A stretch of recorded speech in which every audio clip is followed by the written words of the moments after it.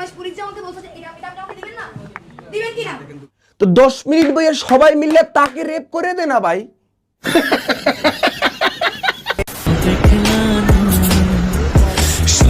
ও মাই god, এত সুন্দর মাইয়া আমি জীবনেও দেখি নাই। আরে হাসান ভাই কি বলেন এসব? এই আপুটাকে তো কোটা আন্দোলন থেকে শুরু করে এখন সবখানেই দেখা যাচ্ছে। হ্যাঁ, আপনাদের একটু চিনতে কষ্ট হলে কিন্তু এটাই সত্যি। এটা সেই আমাদের বাঘিনী যে কিনা কোটা আন্দোলনে একাই পুলিশ বাহিনীকে বোবা এবং কোটার পুলিশ বলে কথা শুনিয়েছিল। পুলিশ সবাই কোটার পুলিশ। আমি আপনাদের বিশ্ববিদ্যালয়ে জানতে পারি আপনি কি বাবা ঢাকা বিশ্ববিদ্যালয়ে পড়তেন আপনি? ঢাকা আর বিশ্ববিদ্যালয়ে সেখান থেকে কিন্তু এই আপুটাকে আমরা সবাই বাঘিনী বলে চিনি। হ্যাঁ ভাই ঠিক আছে। তবে এই বাংলার বাঘিনী যেন এবার একটু বেশি বাড়াবাড়ি করে ফেলছে। কারণ কি জানতে পারি? 2023 সালের একটা রেপ কেস নিয়ে সেনাবাহিনীর এই আশিক ভাইয়ের সাথে আপুটি আসলে নানাভাবে একের পর এক অপমান করে কথা বলতে থাকে। দালালি করতে থানায় ঢুকছে শেষ।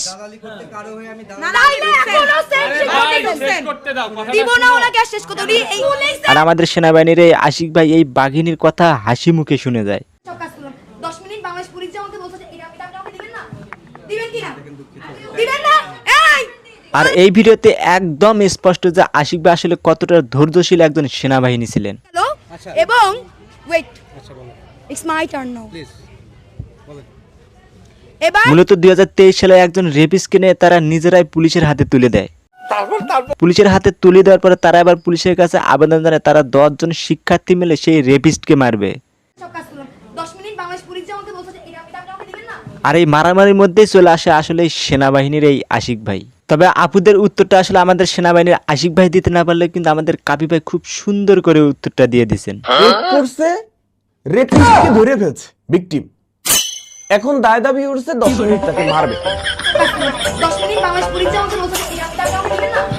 তো 10 মিনিট ভাইয়া সবাই মিলে তাকে রেপ করে দে না ভাই। কাপি ভাই কিন্তু তার জায়গা থেকে কিন্তু সঠিক উত্তরটাই দিছে। যেহেতু হালায় একজন রেপিস্ট, তার উপর যদি 10 জন শিক্ষার্থী হালাকে মারে তাহলে তো সেতে এমনিতে আসলে ইন্নানিল্লাহ হয়ে যাবে। 10 মিনিট তোমরা সবাই মিলে মারলে জিনিসটা তো মরে যাইবে।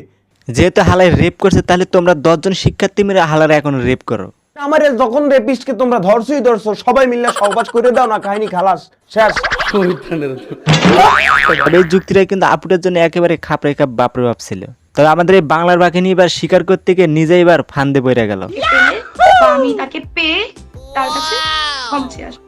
আমরা শিক্ষিত সমাজরা ভুল করার আগে একটু ভেবেচিন্তে কথা বলি না, কিন্তু ভুল করার পরে আমরা সরি বলেই সমাধান হয়ে যায়। সবাইকে বলছি আমার যে ব্যবহার ছিল গতকালকে শেষ 1 ঘন্টার, আমি তার জন্য খুবই দুঃখিত। তবে এখন নতুন করে ক্ষমা চাওয়ার কোনো লাভ নেই, কেন?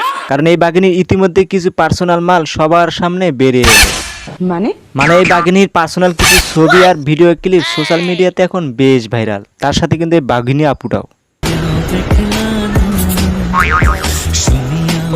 একের পর এক এই বাঘিনীর পার্সোনাল কিছু ছবি আর ভিডিও ক্লিপ নিয়ে আমার দুষ্ট কিছু ফেসবুক ফলোয়ার্স আসলে পাঠাইতে আছে ভাই এখানে একটা ভিডিও করেন, ভাই এখানে একটা ভিডিও করেন। আর বাঘিনীর এগুলো দেখে আমি নিজেও ফিট খাইছি, কেমনে কি রে ভাই।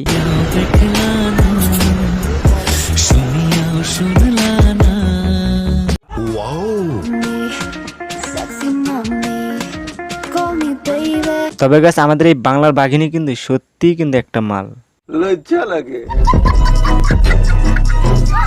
আর এমন ফিগার দিকে এই বাঘিনীর উপর কেউ ক্র্যাশ খায় না। যারা ক্র্যাশ খাইছেন তারা তো ভাই মরছেন। যে কিনা পুলিশ, সাংবাদিক, সেনাবাহিনীকে ছেড়ে কথা বলে না। আর তুমি আমি তো একটা মানুষ মাত্র। কথা কি ক্লিয়ার না ভেজাল আছে?